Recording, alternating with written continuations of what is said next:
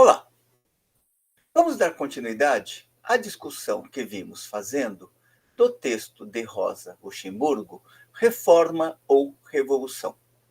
Discutiremos hoje o terceiro capítulo da segunda parte, ou então, em algumas edições, aparece como o capítulo 8.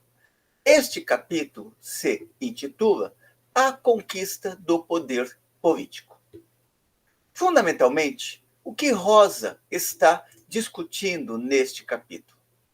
A ideia central é de se contrapor, é de Rosa se contrapor à ideia de Bernstein, segundo a qual seria possível atingir o socialismo e, quem sabe, o comunismo através de reformas jurídicas bastante progressivas, de tal modo que a burguesia perderia pouco a pouco o seu poder de classe. Rosa irá se contrapor a esta ideia. Isto não quer dizer que a leitura de Rosa seja contrária à ideia de democracia, tal como apontava Bernstein.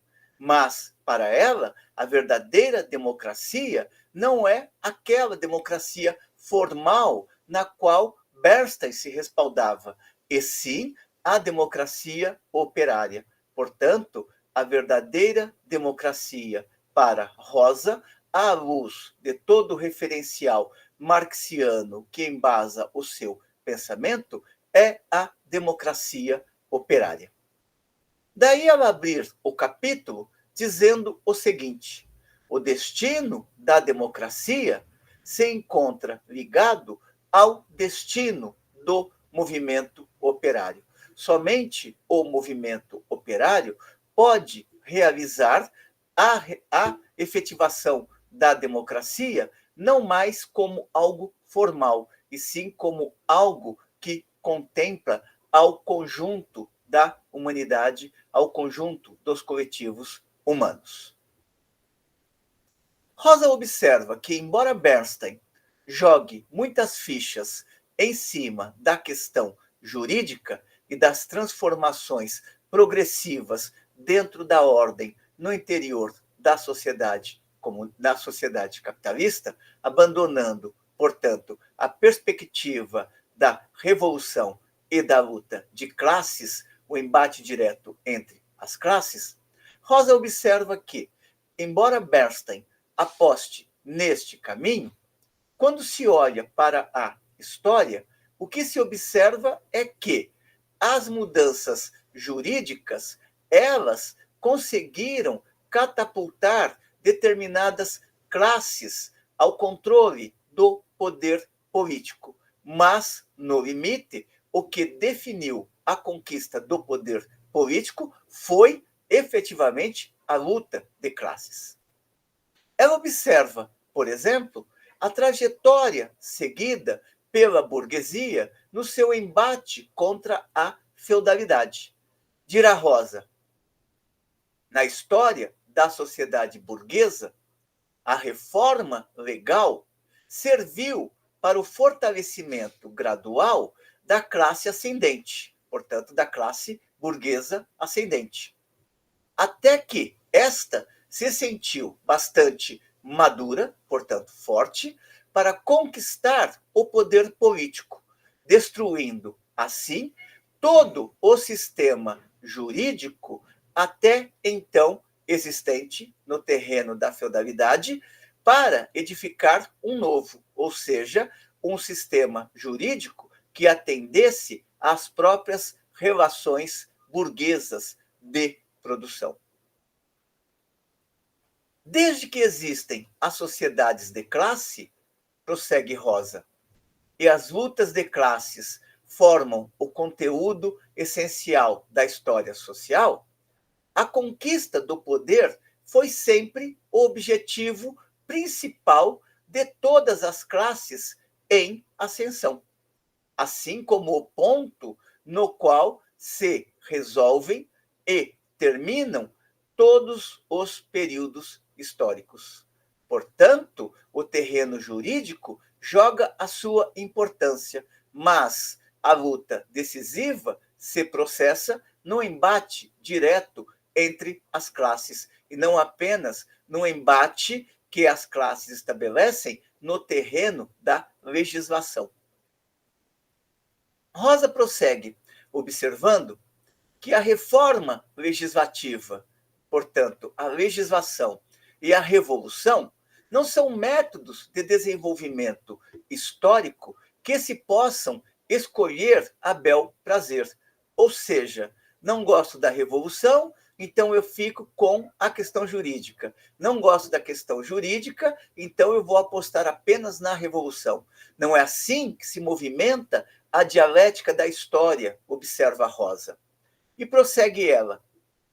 A reforma e o método legislativo e a revolução não são métodos de desenvolvimento histórico que se possa escolher a bel prazer, mas sim diferentes dimensões no desenvolvimento da sociedade dividida em classes. Ambas, ou seja, o jurídico e a luta de classes propriamente dita, se condicionam e se complementam mutuamente e, ao mesmo tempo, se excluem entre si, assim como se excluem a burguesia e o proletariado. Por que Rosa está dizendo que se excluem entre si? Se excluem entre si porque apostar somente no jurídico é abandonar o terreno da luta de classes propriamente dita. E fazer a luta de classes desprezando vantagens que, em determinadas conjunturas, se pode extrair do jurídico, também é um erro. Mas é sempre importante observar, segundo Rosa, que não se chega ao socialismo pela via jurídica, assim como é fundamental para se atingir o socialismo que a classe operária saiba aproveitar de uma perspectiva proletária o terreno do jurídico. Tal constituição legal, prossegue Rosa, toda constituição legal é o produto de uma revolução.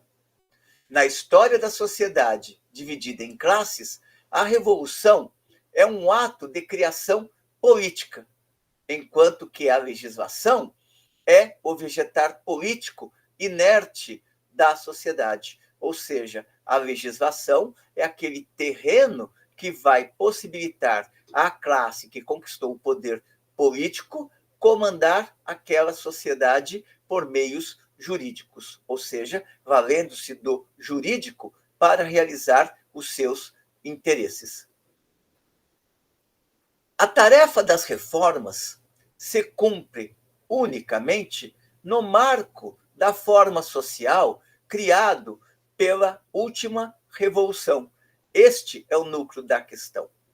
Por outras palavras, tão logo a classe que aspirava à dominação se torna dominante, ela constituirá um campo jurídico para legitimar a sua dominação e procurará manter este campo jurídico nas suas linhas gerais, enquanto ela tiver força para continuar sendo a classe dominante.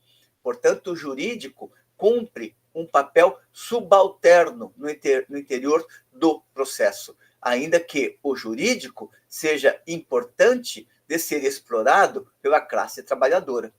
Por exemplo, a classe trabalhadora não pode abandonar a luta pela redução da jornada de trabalho, porque isso é uma conquista para a força de trabalho. A classe trabalhadora não pode abandonar a luta de proteção ao trabalho infantil e também de proteção ao trabalho das mulheres. A classe trabalhadora não pode abandonar a luta pela equiparação salarial entre homens e mulheres.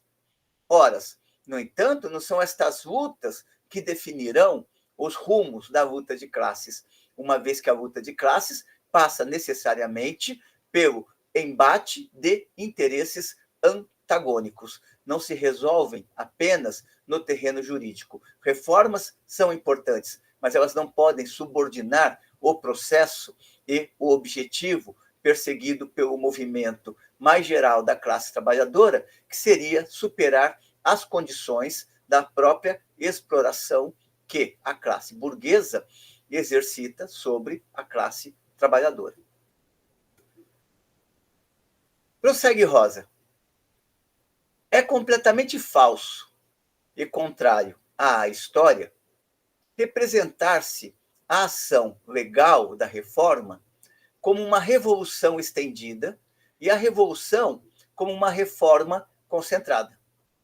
Uma revolução social e uma reforma legislativa são duas diferentes dimensões por sua essência. Aqueles que se pronunciam a favor das reformas legislativas, em lugar de e em contraposição à conquista do poder político e da revolução social, não estão realmente elegendo um caminho mais calmo, seguro e lento para a mesma meta. Sim, uma meta distinta. E prossegue Rosa. Em lugar de dirigir-se ao estabelecimento de uma nova sociedade, aqueles que propugnam pelas reformas exclusivamente se dirigem simplesmente para modificações inessenciais, portanto, quantitativas, dentro do terreno existente. Este é o núcleo da política ou das políticas propostas pelo revisionismo e, em particular, pela teoria de Bernstein, observa Rosa. Os revisionistas, diz ela, não se encaminham para a realização da sociedade socialista, ou, como diz Rosa, da ordem socialista.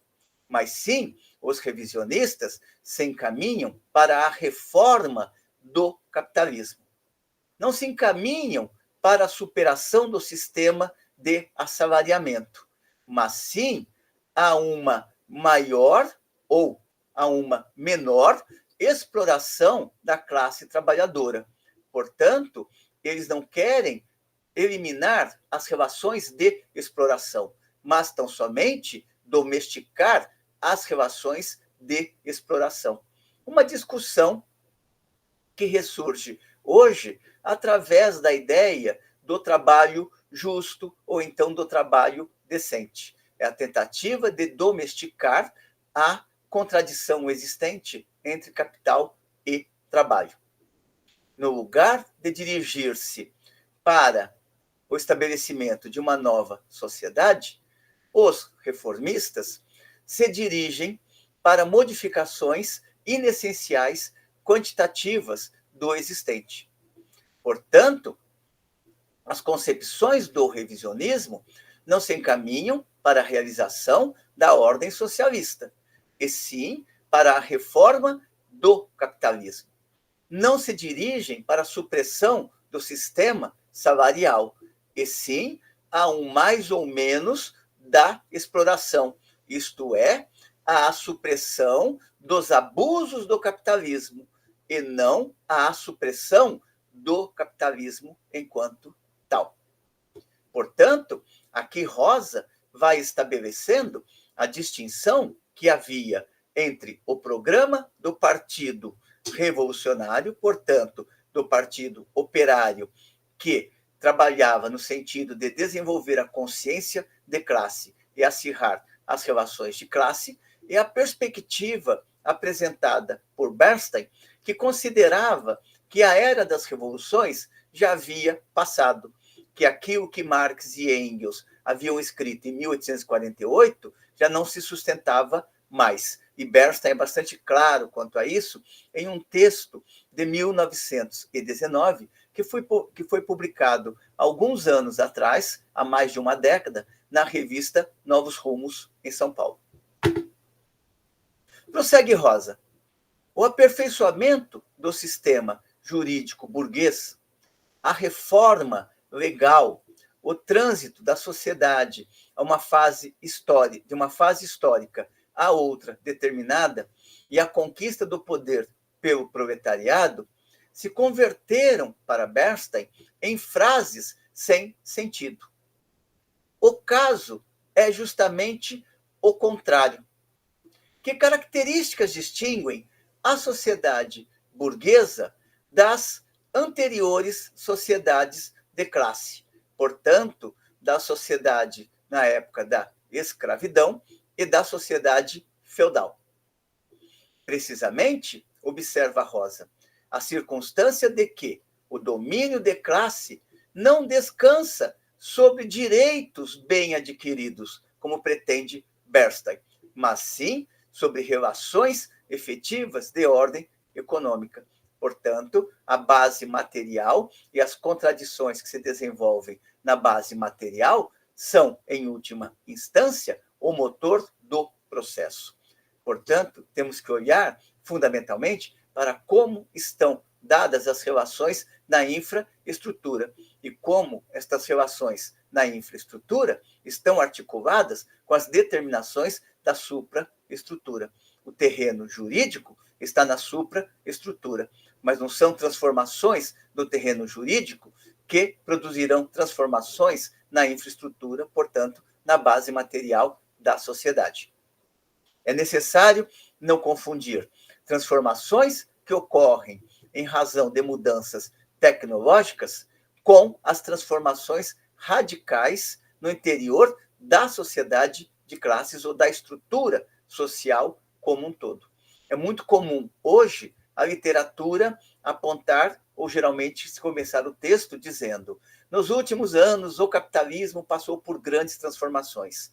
Mas se isto é um fato verdadeiro, uma vez que uma nova base socioprodutiva se generalizou, por exemplo, é necessário ter atenção para o fato de que a modernização do capitalismo não eliminou a contradição fundamental entre trabalho assalariado e capital. Portanto, não se trata de uma transformação da sociedade capitalista em uma outra sociedade, ou como querem alguns, em uma sociedade pós-industrial ou pós-moderna. Se trata, sim, de transformações que mantêm de pé a estrutura de classes da sociedade. E é contra esta estrutura de classes que Rosa está levantando os argumentos contrários à perspectiva de Bernstein.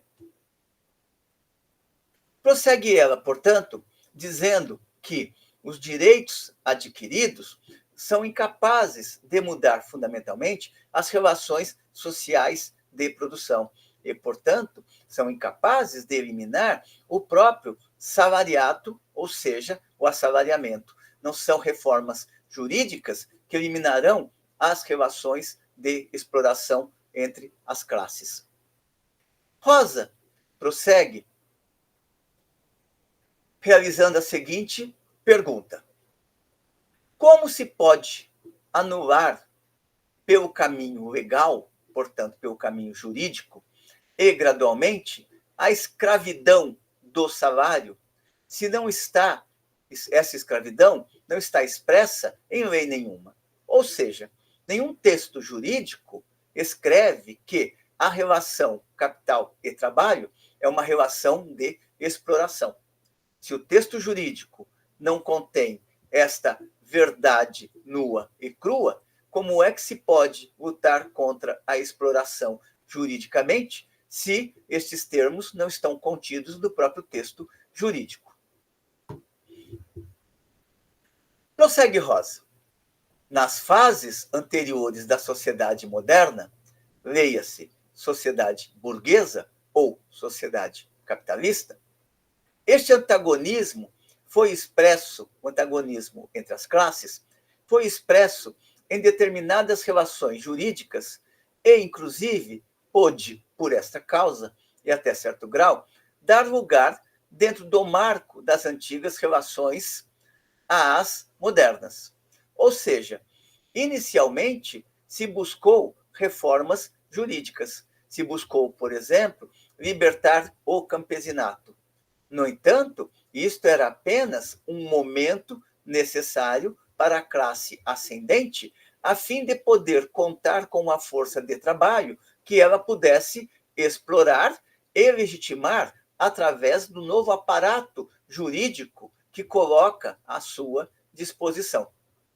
Lembremos que no Capital, Marx faz várias referências de como a legislação burguesa foi fundamental para garantir a acumulação primitiva do capital e como, tão logo a burguesia conquiste o poder político, ela vai aprofundar as dimensões da lei que podem lhe servir para continuar acumulando o capital.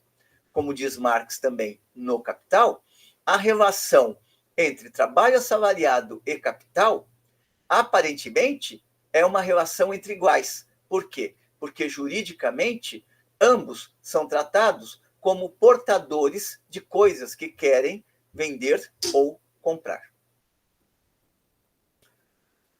Rosa observa ainda que as reformas legais tampouco serviram para tornar desnecessária a conquista do poder político pela burguesia, mas sim que, pelo contrário, as reformas jurídicas prepararam e deram possibilidade para a conquista do poder político pela burguesia. Uma revolução política e social completa era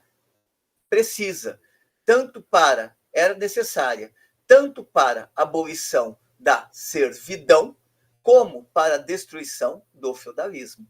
Ou seja, a burguesia explorou inteligentemente o terreno jurídico a fim de sedimentar o caminho para a sua vitória, não apenas econômica, mas também política e ideológica. Não existe lei alguma, prossegue Rosa, não existe lei alguma que obrigue ao proletariado a submeter-se ao jugo do capital. O leva a isto, ou seja, se o trabalhador se submete ao jugo do capital, ele o faz por necessidade, pela carência de meios de produção. Nenhuma lei no mundo pode, dentro do marco da sociedade burguesa, outorgar-lhe, ou seja, aos trabalhadores, estes meios de sobrevivência, porque esse trabalhador foi despojado destes meios de sobrevivência. E uma das condições para que ele se torne trabalhador assalariado é, efetivamente, que ele se encontre despojado de quase tudo, menos da sua força de trabalho. Nenhuma lei no mundo pode, dentro do marco da sociedade burguesa, outorgar ao trabalhador estes meios, porque esta mesma lei despojou o trabalhador destes meios. Não por lei alguma, mas sim pelo desenvolvimento econômico. Ou seja, tão logo a burguesia conquiste o poder político, ela constrói um terreno jurídico que legitima, por exemplo, esta despossessão, ao considerar como iguais no mercado tanto trabalhadores assalariados ou potenciais trabalhadores assalariados, como também potenciais capitalistas. Embora a lei, repitamos mais uma vez, ela seja um terreno importante de lutas, não é ela que vai definir a luta. Daí Rosa colocar que nenhuma lei no mundo pode, dentro do marco da sociedade burguesa, outorgar ao trabalhador estes meios. Porque se estes trabalhadores foram despojados destes meios, mas foram despojados por um processo real que não foi jurídico, e sim a luta de classes. Daí Rosa concluir, não pela lei, mas sim pelo desenvolvimento econômico, ou seja, pela luta de classes que conduziu à derrocada da feudalidade e à solidificação do poder burguês. Ademais, prossegue Rosa, a exploração por meio das relações do salário não repousa sobre leis, pois a altura ou a dimensão do salário não se determina por via legal, sim por fatores econômicos, ou seja, o que é necessário para que a força de trabalho se reproduza durante 24 horas. Peguemos, por exemplo, Marx, quando ele coloca a jornada de 12 horas, na qual as 6 primeiras horas são voltadas a produzir as condições de existência do trabalhador e as outras 6 são apropriadas em determinado momento sob a forma de mais-valia. Não é a determinação jurídica que vai estabelecer que 6 horas de trabalho bastam, mas, pelo contrário, são as condições concretas de produção e reprodução da força de trabalho. Portanto, as condições econômicas que vão definir qual é o tempo de trabalho excedente e qual é o tempo de trabalho necessário.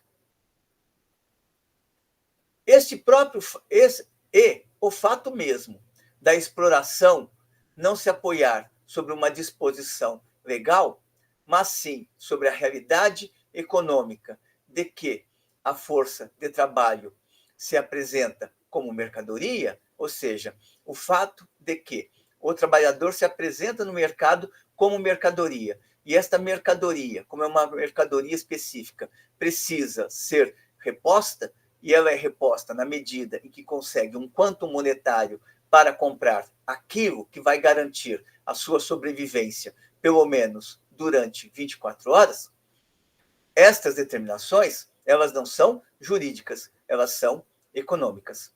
A exploração não se apoia sobre uma disposição legal, sim sobre a realidade econômica de que a força de trabalho se apresenta como mercadoria, que, entre outras qualidades, tem a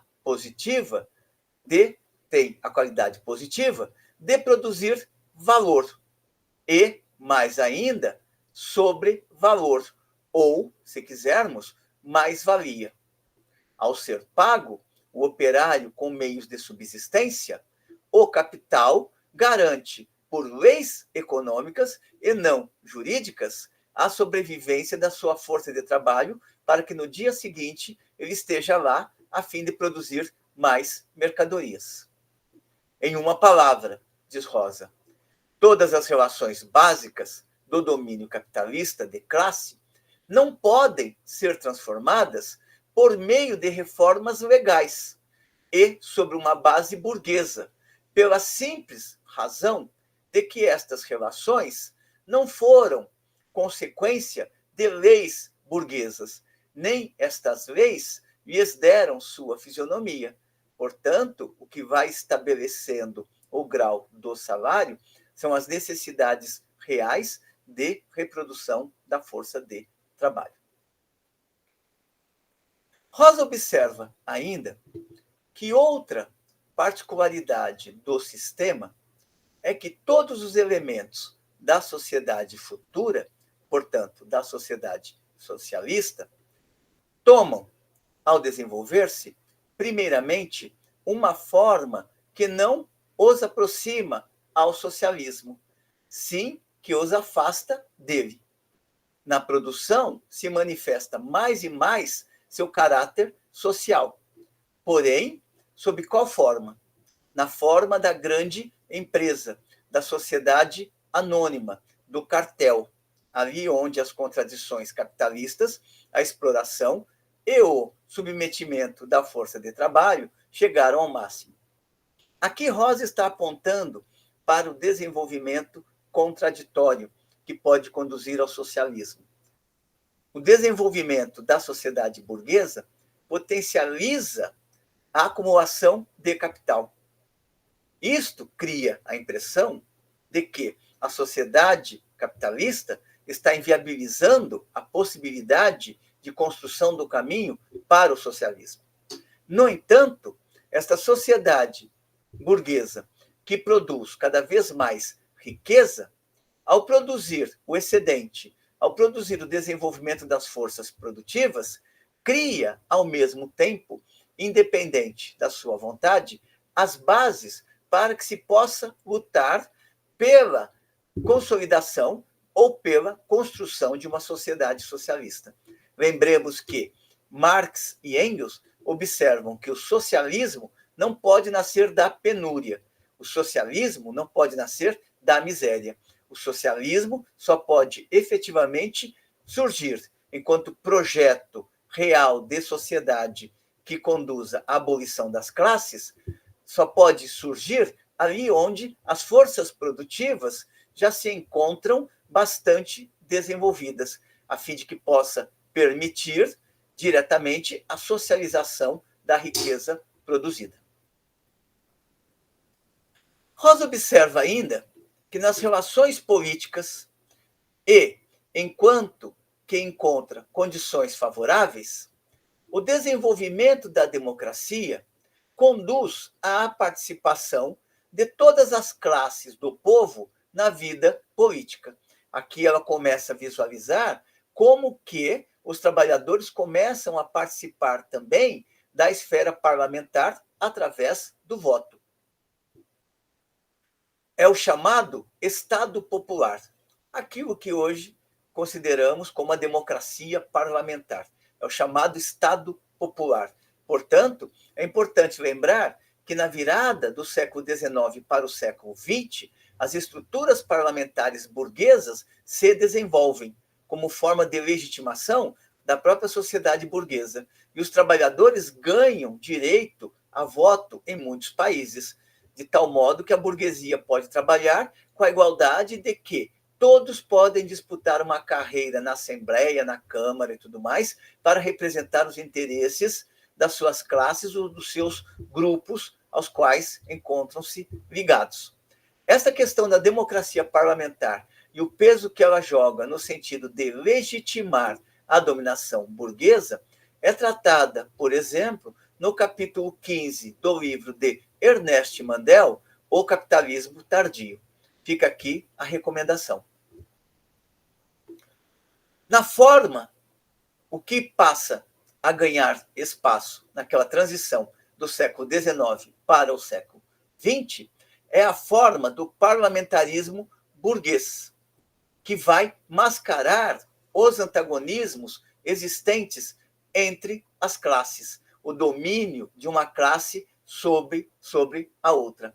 Aparentemente, o parlamentarismo burguês produz a igualdade entre os indivíduos, mas, no fundo, a única coisa que ele faz é sedimentar e obscurecer as relações de classe, as relações contraditórias de classe que existem na própria sociedade burguesa.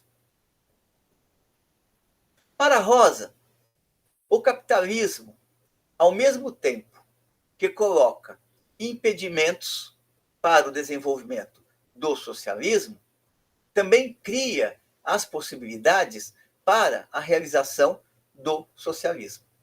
Isso tem razão de que, ao desenvolver as forças produtivas, por exemplo, cria as bases possíveis para a instauração de uma revolução social, ou seja, de um processo de transformação que conduza à abolição da sociedade de classes.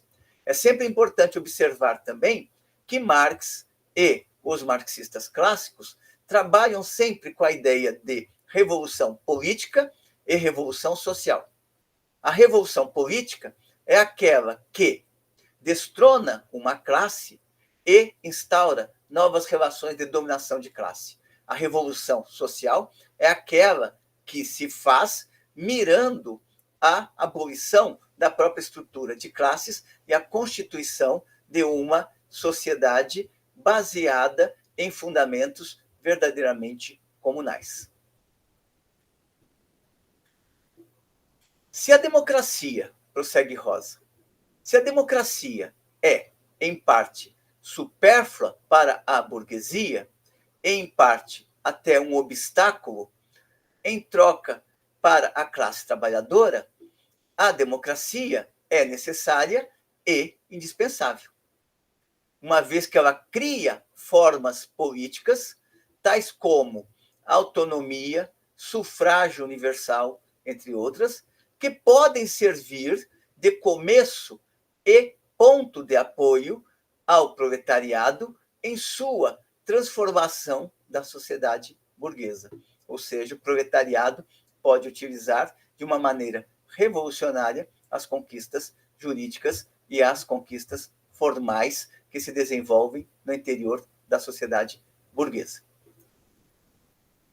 Porém, além disso, é indispensável estas reformas apropriadas pelo proletariado, é indispensável porque só nela, na luta pela democracia, no exercício de seus direitos, o proletariado pode chegar ao verdadeiro conhecimento de seus interesses de classe, de seus deveres históricos. Neste sentido, a democracia é indispensável, não porque traga imediatamente a conquista do poder político pelo proletariado, mas sim, ao contrário, porque torna indispensável e possível a conquista do poder. Rosa observa ainda que a necessidade da conquista do poder político pelo proletariado esteve fora de dúvida para Marx, assim como para Engels. Diferente é o caso de Bernstein. Bernstein ficou limitado a considerar a Carta do Parlamentarismo Burguês como o órgão chamado a realizar a transformação maior do mundo, o trânsito da sociedade de sua forma capitalista à sociedade socialista. Para Rosa, Bernstein caiu no engodo de acreditar que a transformação de uma sociedade em outra pode se dar pela via parlamentar. Bernstein começa sua teoria com a dúvida e o temor de se o proletariado não tomará as rédeas da situação antes do tempo. Ele deveria, proletariado, na leitura de Bernstein, deveria respeitar as circunstâncias burguesas tal e como se encontram. Ou seja, ainda não é o momento de tentar derrubar a burguesia na leitura de Bernstein. Se desprende que o conselho prático que Bernstein dá ao proletariado para este caso, ou seja, para a sua tentativa de tentar enfrentar o poder burguês, na verdade, é uma evocação para que o proletariado deixe de lutar e vá para casa dormir. Nesse sentido, a teoria de Bernstein condena o proletariado a uma situação de passividade, a uma situação de espera e a uma situação de desmobilização.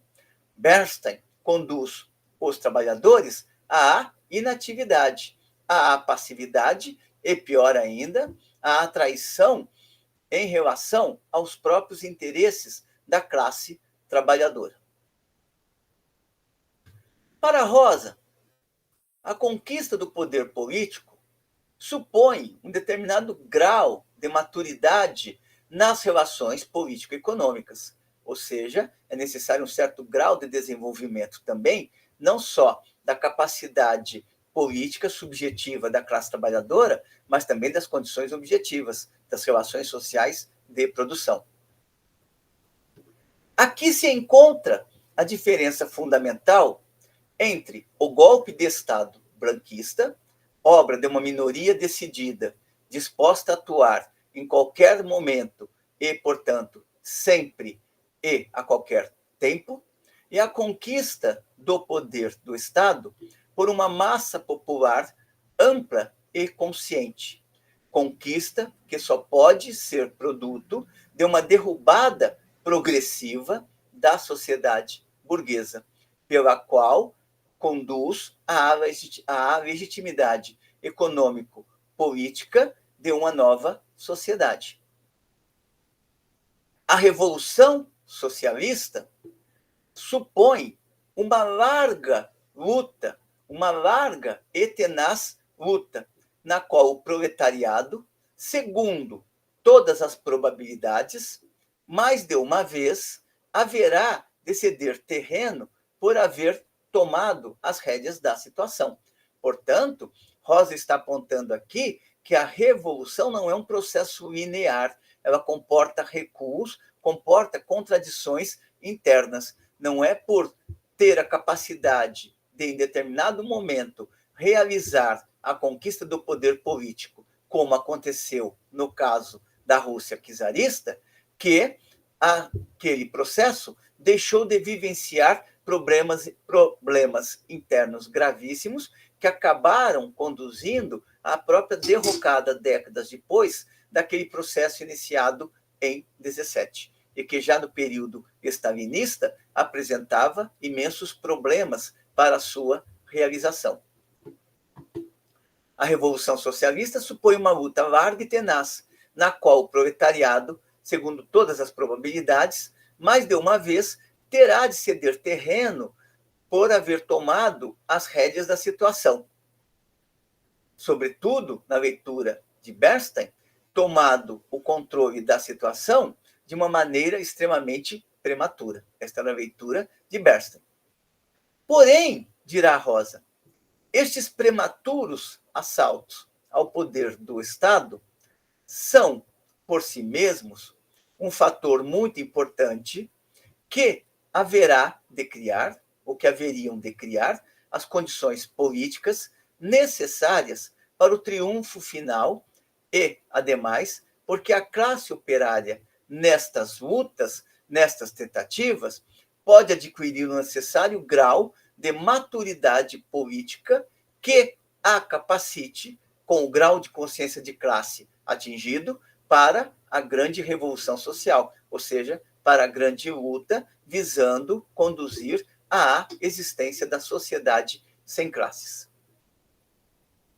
Assim, conclui Rosa neste capítulo, lutas prematuras, entre aspas, porque aqui ela está pegando as palavras de Bernstein para mostrar como que Bernstein não se sustenta com a sua ideia das lutas prematuras.